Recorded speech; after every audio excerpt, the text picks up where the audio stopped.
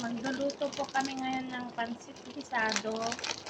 Nalagay ko na po yung mga ricado niya. Naggisa ako ng sibuyas, bawang, tapos yung karne.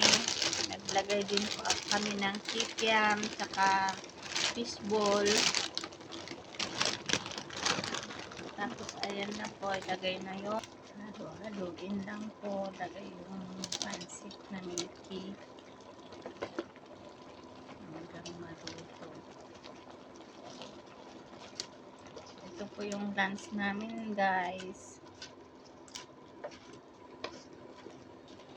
Ayan po, malapit nang maluto ang pansit gisado. Yan po yung mga sahog niya. Ayan lang po natin maluto yung Milky niya. Tapos ilagay po namin yung petchay kasi petchay lang yung nandito sa amin. Wala kaming repolyo ngayon. Ang petchay.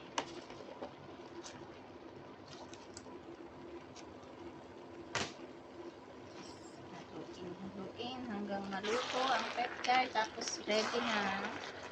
Ayan po, tapos na po. Kakain na kami. Kain po tayo.